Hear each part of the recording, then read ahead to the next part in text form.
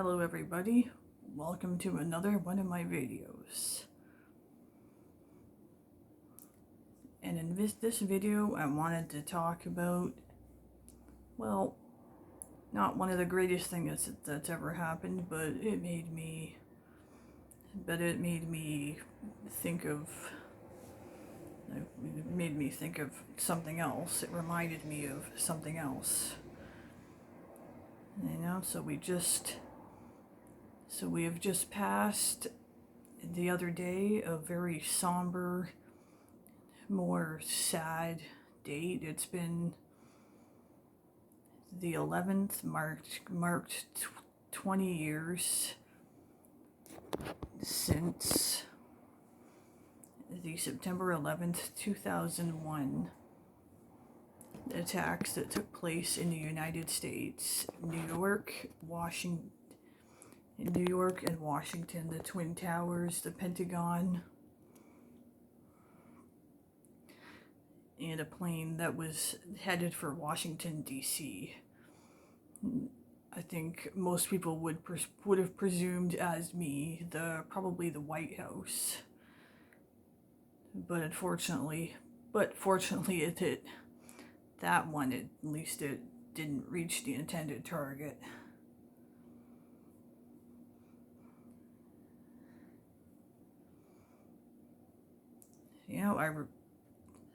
That's a day that I do remember, and I know for me, my age, my generation, that would be the first significant historic event of my lifetime. At least I remember that day. I was 19 years old.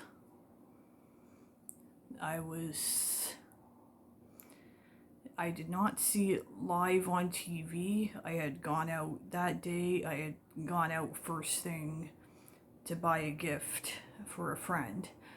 I was at a store that no longer exists in Canada, Zellers.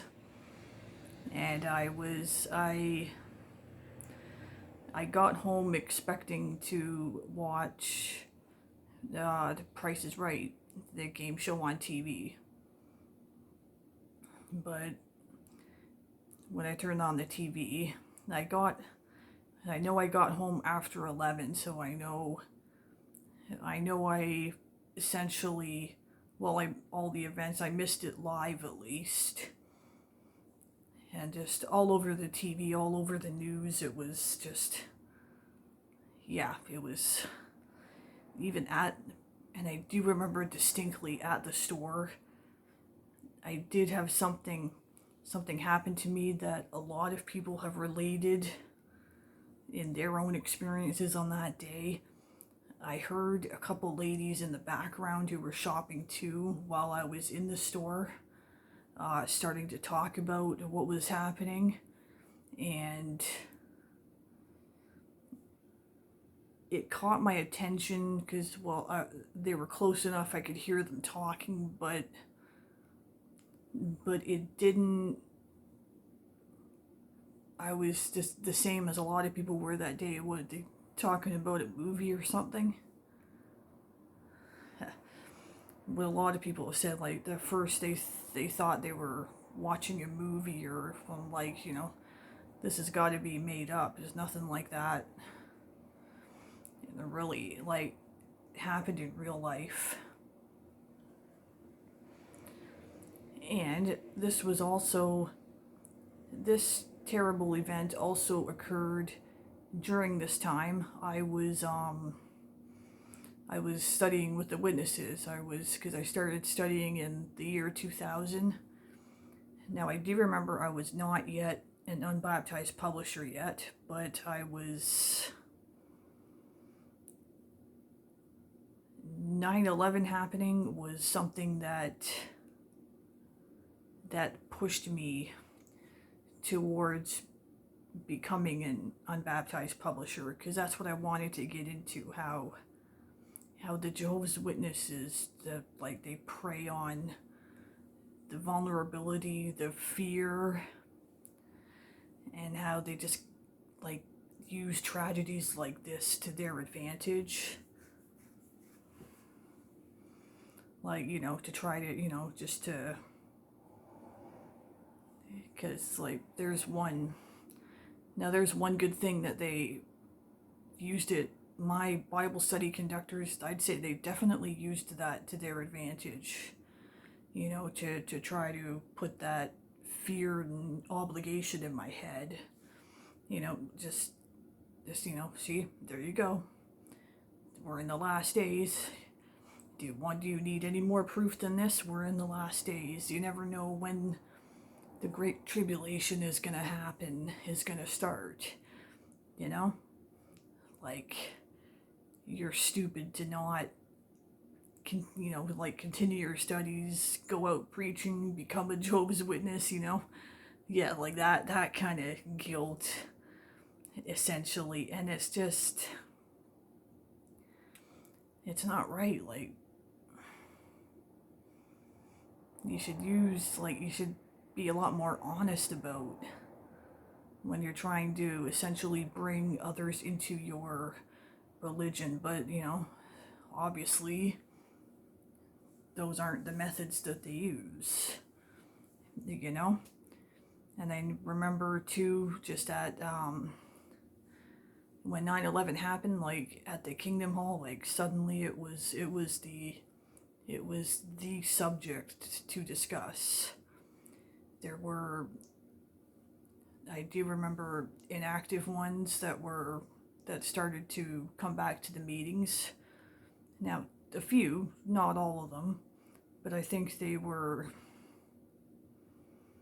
But see, then, like, what you're kind of seeing there is that same thing, just kind of that fear, like, because they're inactive, and then an event like that happens, and it's like it scares them, and like, oh, maybe this is it. I better get back there, like, oh my goodness.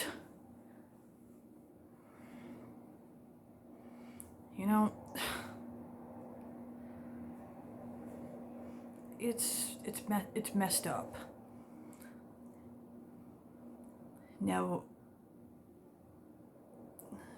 I do remember too, there was I can't remember if it was a watchtower or in a wake, but right around 9/11 they had released one that was on the topic, that covered a topic of terrorism.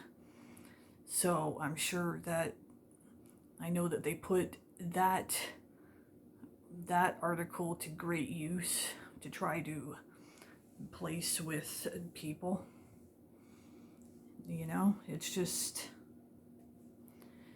and I do remember, like, they've always had literature on topics of, how to cope with loved one's death, mental illness, and I get it. It seems innocent at first, and it is meant to help people.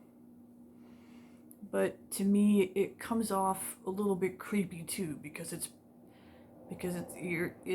they're kind of preying on vulnerability and weaknesses at the same time. What comes to my head, like, just like a predator, like animals out in the wild they're not after the strong, young, healthy ones that they prey on. No, they don't. They want the easy targets. They will target the older ones, the sick ones, the ones that have trouble getting around. They want the easiest prey, the one that they can easily take down. They're not typically going to go after one that is that is difficult to take down. And it just reminds me of the Watchtower. Like, I think it's fair to say that the Watchtower, Jehovah's Witnesses, they definitely prey on people's weaknesses and vulnerabilities. Like, for example, if they're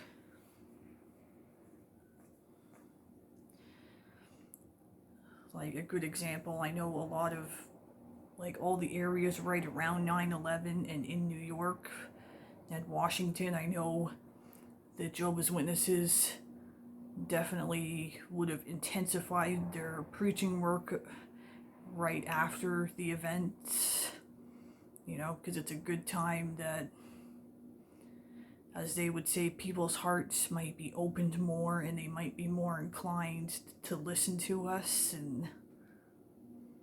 But like like, I love how they can make it seem so good and righteous, but yet at the same time they're just okay, they're vulnerable now, get in there. Yeah.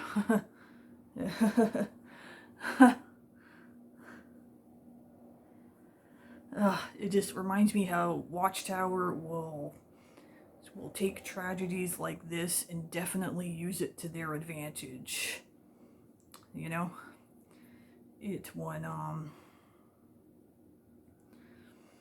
like, they're preying on people's minds when they're vulnerable.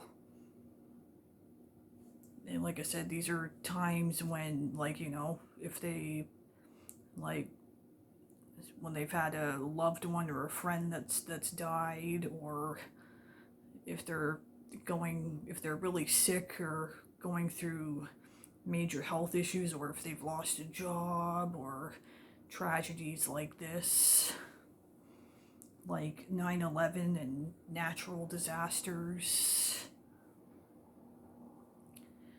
Like, I've only learned recently of that there were some witnesses out there that will, because I'm kind of surprised that I never heard of it during the time I was a witness.